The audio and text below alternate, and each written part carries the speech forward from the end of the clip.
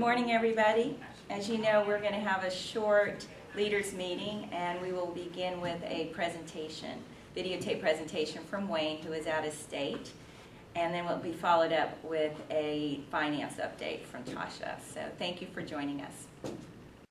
I'm out of town this week, so I wanted to make a couple of statements in video while I'm out of town. And first of all, I'd like to thank everybody so far for the visits. I've done 8 visits, official visits. I've hit a few more schools than that, but everybody has just been so hospitable. I've enjoyed my visits a lot.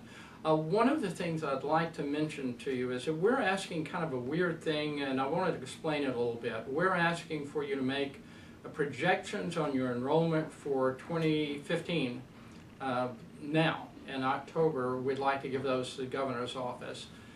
We know that it's a guesstimate right now, but we think it's important that we have the governor send our budget forward when other legislative budgets go forward. So that's why we're asking you to do this.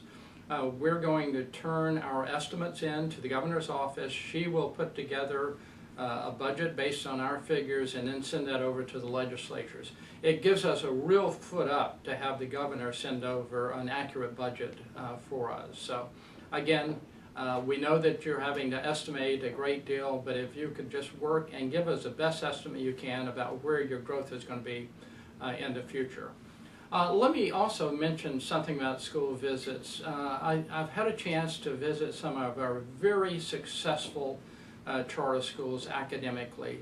And there are 3 things that really pop out as I visit these schools. One is that the instruction is individualized, that the plan of action for each and every student is scripted out so that the teachers, the administration, and the students know what they need. The students know their strengths and their weaknesses. And that's the second part of this. The second part is that students own their learning. At Calhoun Falls, when I'm visiting there, students know what their strengths are.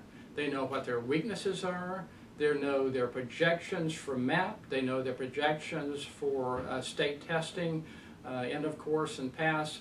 So I think it's very important to involve students in their own learning. That's a real positive aspect of our students that are doing well, schools that are doing well.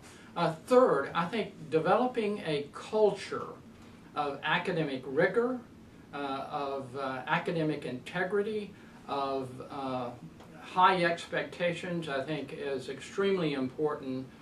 This year, LEAD, a charter school, has transferred into our district up in Greenville, and I had a chance to visit them, and I could just tell teachers were buying into the high expectations, students were buying in. They had a culture of positive and high expectations of learning. I think those are important. I wish you well for the rest of the meeting today, and I'll continue. I'm out of town this week, but next week I continue my meetings. I still have 23 schools to visit. I should be through by the middle of October, and I wish you the best, and I look forward to visiting all of the schools. Thank you. Good morning. Just a few things that I wanted to go over with you. One is related to what Dr. Brazel was speaking on, the fiscal year 16 enrollment projections. That email was sent out to school admins, the school admin distribution list on September the 2nd, and those projections are due to me by September the 23rd. And again, like Dr. Brazel said, it is to provide an estimate to the governor's office at the beginning of October. So if you have any questions, please just send me an email.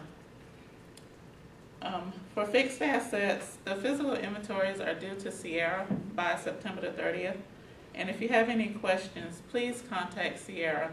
And just in general, if you have any questions related to that fixed asset inventory, please contact Sierra first. And if needed, she will contact our vendor and ask them any questions that we need answers to.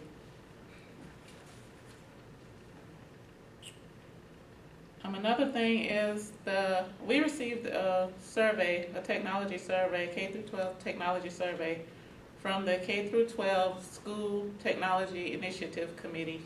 And in the next day or so, I'm going to be sending out an email asking for some data from the schools in order to complete that survey within the deadline. So I just wanted to give you a heads up that an email will be coming from me asking for data.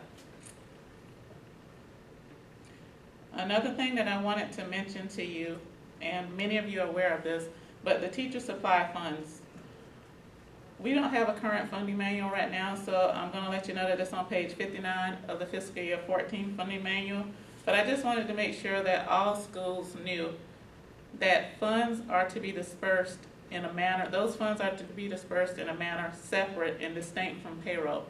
So instead of sending that money through payroll to give to your teachers, you should probably be sending it through something like accounts payable.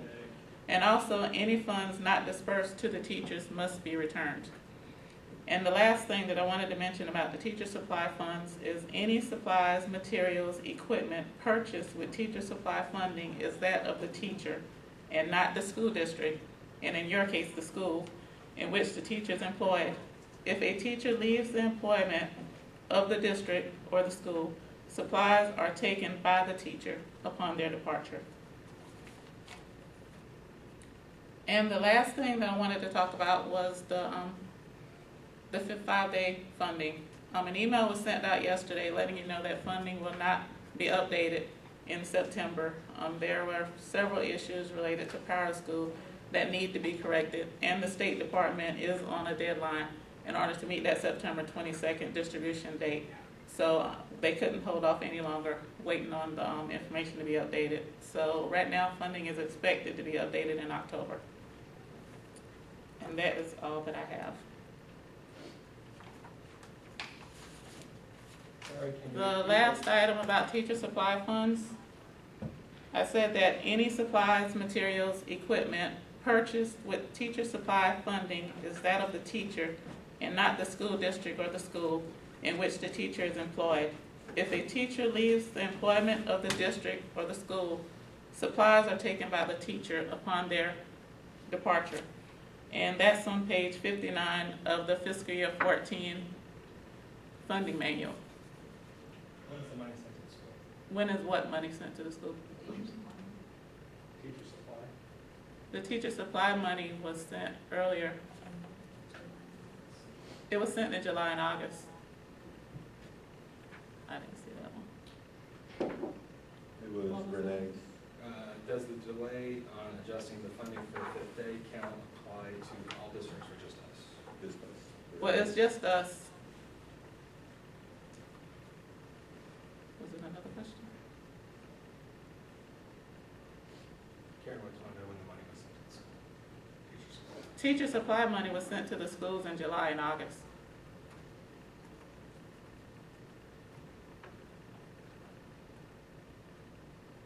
We did receive it. Kevin has there. Well, we can check on that and we can talk to Paula about that and let you know, Kevin. Okay,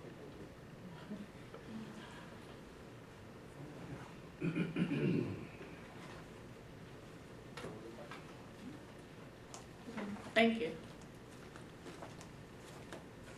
All right, everyone, that concludes today's meeting. Thank you for joining us, and please let us know if you have any questions. You can always get us by email or phone. Thank you.